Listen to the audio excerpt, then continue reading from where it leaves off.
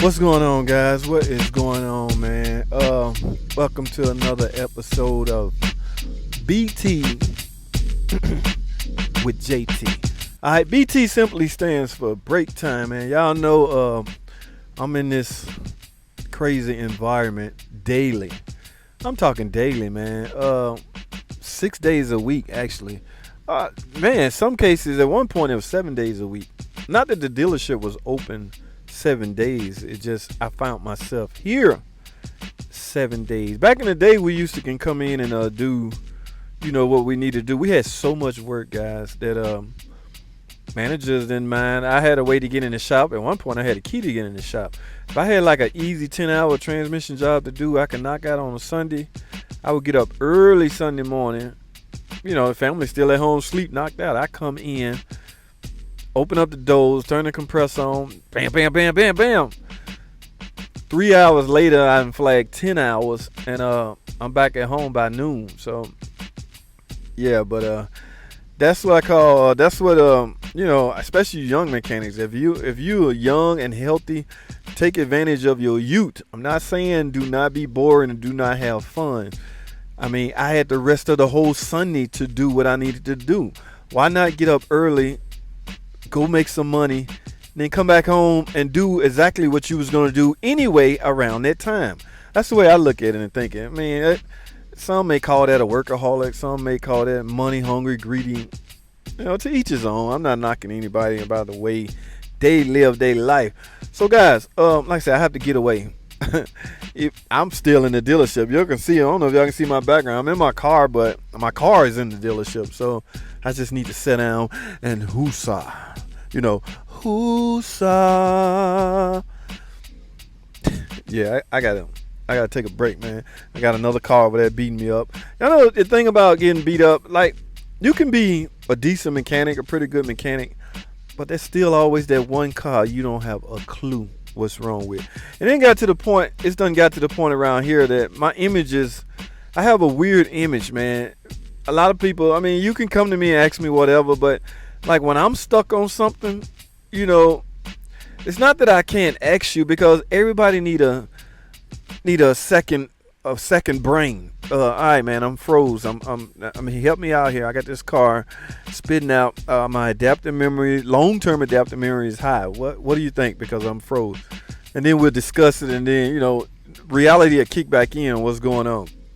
So every now and then, everybody need that getaway. Like if I have to call engineer, there's times I have to call. Most of these cars are new.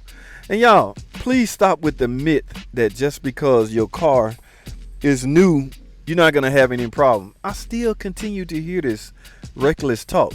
Man, I'm sick of this old piece of junk car. I'm going to give me a new car. I'm tired of all these problems. Well, newsflash, people, I work at a new car dealership. I mean, if new cars wasn't, it's not that they're planned to break, it's they're man-made and some things going to go wrong. It's just the reality, man. So get out of that thinking, well, because your car is new, you won't have no problem. No, you won't have as many problems as you would your car with 100,000 miles. That part may be true, but you're still going to end up in a shop. If your car is new, you're going to end up in a dealership getting things fixed. It's just the way of life. It's just the reality. I had one lady, this is how you can tell when somebody really want to unload a car. They just about had enough. I had one lady wanted to get rid of her car because she keep having flats. She had another flat. It's the third flat in a 2-month time period. I'm sick of that car. Just get rid of it. I'm like, ma'am, you can have flats in brand new cars. I mean, it's possible. I mean, you live out there in the dungeons where construction work going on. Yes, you can run into some nails in your brand new 2021. That car ain't even out yet. But you can have flats in a 2021 model year car. That just simply means she sick of the car and looking for any excuse to get rid of it. That happens all the time. But yeah, get out of that myth, guys. New cars have problems too. Like I said, they may not have suspension problems because they don't have any miles on it, or they might, but they'll have some kind of weird electrical problems. And think about brand new cars with problems. I still scratch my head and go, damn, already. But it's man-made car that's heavily computerized, and you're likely gonna have some crazy computer issues. That's why the days of the dirty beat-up mechanic are slowly leaving, guys. You're gonna start utilizing this more than you are these in the future. That's coming, especially you young guys. So if you guys are not computer savvy, you're either gonna get left behind or you're gonna be behind anyway. You're not gonna even stay afloat because computers, everything is computer related, computer generated. Now, I don't know if you guys are old enough, man. I didn't even get to my topic, but if you guys are old enough to know, this is one of the computer advancement that was introduced to the car that flabbergasted me.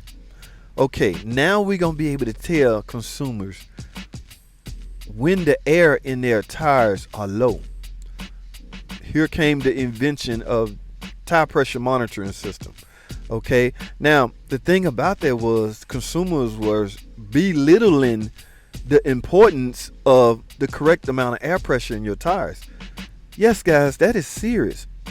I mean, that can affect fuel economy. That can affect a lot of things. So I had to get out of that. I ain't no big deal. It's 20 psi, so what? I'm still driving out of town.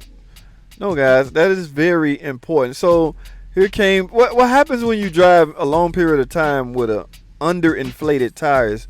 You could overheat the tire and the tire could explode. A lot of things can happen. That's why car manufacturers made such a big issue with that. Okay, if you're not gonna check your own tire pressure, we're gonna put on your car. Your next new car will be equipped with a system that will tell you that your tire pressure low. I mean, we're gonna display it in big bold letters on your instrument cluster. There's no way around it. There's no way you can say you don't see it. We're gonna make that sucker flash. Do this. Warning, warning. Listen to me, stupid. Your left rear tire is low. Please stop driving. Stop it. Stop it. Stop it. Now, it's up to you whether you listen or not. But warning lights are becoming essential. Some of the craziest things, not crazy, it sounds like I'm belittling when I say that. But some of the weirdest things are being monitored now. Not that tire pressure is weird. It's just that it never was monitoring it now. Even the invention of, I did a video actually on 2017, 2018 Pacifica. They now deem it not so unsafe to install a fuel pressure sensor on today's car. Back in the day, that was a big issue as far as safety, because if you screw or tie in a fuel pressure sensor into a metal fuel line and for some reason, God knows why, it leaks and a little drip of fuel end up on the exhaust manifold, that could be catastrophic. So manufacturers steer clear of that. No, we're not going now. So now fuel rails are plastic. Oh, it's crazy, man. It's plastic. So now I guess they can install a plastic fuel rail sensor in it, and the safety issue has been resolved in their eyes. So that's evident because the sensor is there now. So that makes for good diagnostics, a good diagnostic tool for the mechanic, man. He can now, I mean, there was times where I ride around with a fuel pressure gauge on the windshield trying to see if fuel pressure do this. Now I can merely look at some data on a scan tool and tell if that's the case. Okay, so guys, my break's about up, so let me wrap this thing up. I done fooled around, wasted 10 minutes. Thanks for watching. Comment, subscribe, and I'll see y'all in the next video. Which one?